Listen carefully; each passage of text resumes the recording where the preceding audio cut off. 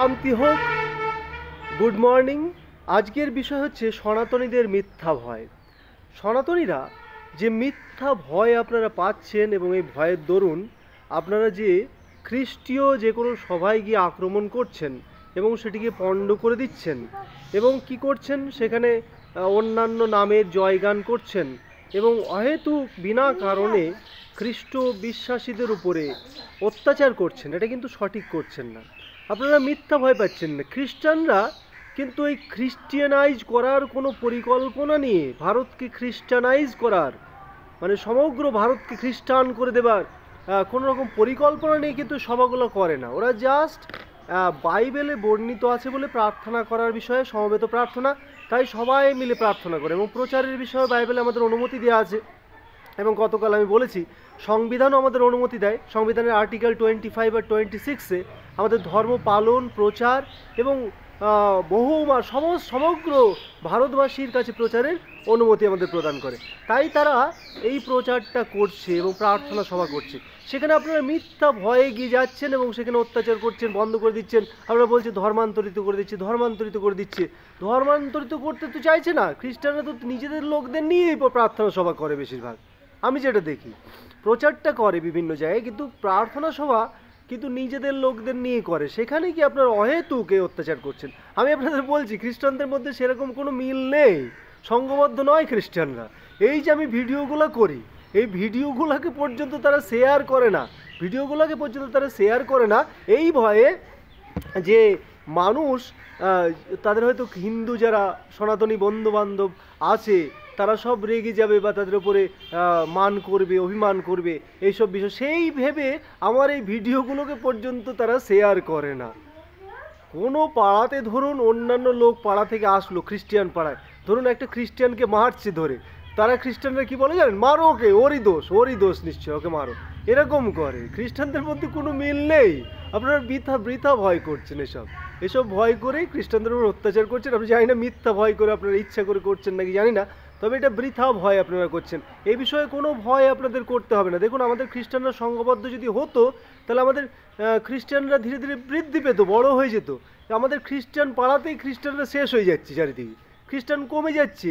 অন্যান্য জাতির লোকরা এসে সেখানে জমি জায়গা কিনে নিয়ে বসবাস করছে। তারা সন্তান পর্যন্ত বেশি জন্ম দিতে ভয় পায়, একটার বেশি সন্তান জন্ম দিতেও ভয় পায় খ্রিস্টানরা। তাহলে আপনারা কিসের জন্য বেকার সনাতনী ভাই বোনেরা? তথাকথিত বলবো আপনাদের, সনাতন তো আপনারা জানেন না সঠিক সনাতন বিষয়টা। সনাতন তো সবাইকে সঙ্গী নিয়ে চলতে বলে, তাই না? তাহলে সেই সনাতন, দেখুন আপনাদের সনাতন, নব্য সনাতনের যিনি পথ প্রদর্শক, তিনি কি বলছেন? সবকা সাথ, সবকা বিকাশ, সবকা বিশ্বাস। তাহলে সবার সাথ, সবার উন্নতি, সবার বিশ্বাস আপনাদের অর্জন করতে হবে।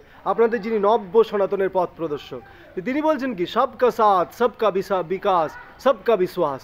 কিন্তু আপনারা কি করছেন? খ্রিস্টান ভাইদের বিশ্বাস থেকে আপনারা আপনাদের প্রতি যে বিশ্বাস ছিল সেটা ভেঙে দিচ্ছেন। আপনাদের প্রতি যে সাথ মনে করতো সেই সাথটা ভেঙে দিচ্ছেন। আপনাদের প্রতি যে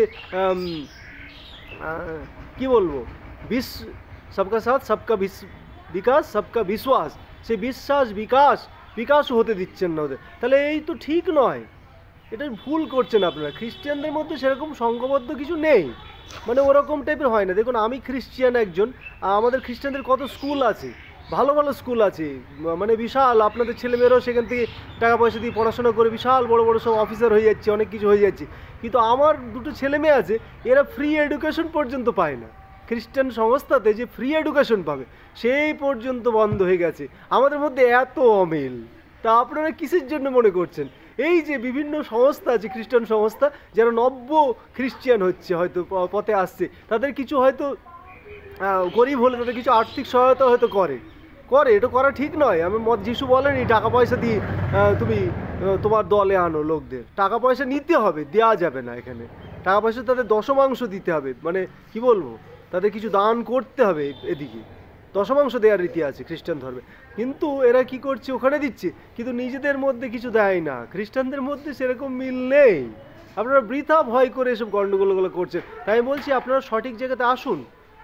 সবকা সাথ, সবকা বিকাশ, সবকা বিশ্বাস। আপনাদের জন্য নব্য এই যে সনাতনের পথ প্রদর্শক, তিনি কি বলছেন? সেই পথটা অন্তত অবলম্বন করে চলুন, তবে তো আমাদের এই ভালোবাসা টিকে থাকবে, তাই না? তাহলে আমাদের বিষয়গুলো বুঝতে হবে। আসুন আমরা শান্তিতে বসবাস করি, একে অপরের সঙ্গে মিলেমিশে বসবাস করি। এই যে বললাম, আমার ভিডিওগুলো পর্যন্ত এই যে এটা করছি, এটাও শেয়ার করতে ভয় পাবে।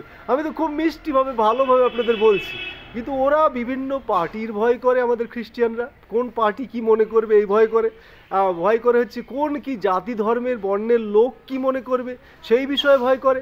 এই বিষয়ে চিন্তিত। ঈশ্বর ভয় কম আছে, ঈশ্বর ভয় কিন্তু কম আছে, ঈশ্বর ভয় কম আছে, আর ওইসব ভয়গুলো ভীতিগুলো বেশি। তাই আপনারা এই বিষয়ে চিন্তিত হবেন না, আপনারা মিলেমিশে থাকুন। খ্রিস্টান হচ্ছে সব থেকে সেফ বন্ধু করার জন্য সব থেকে সেফ জাতি।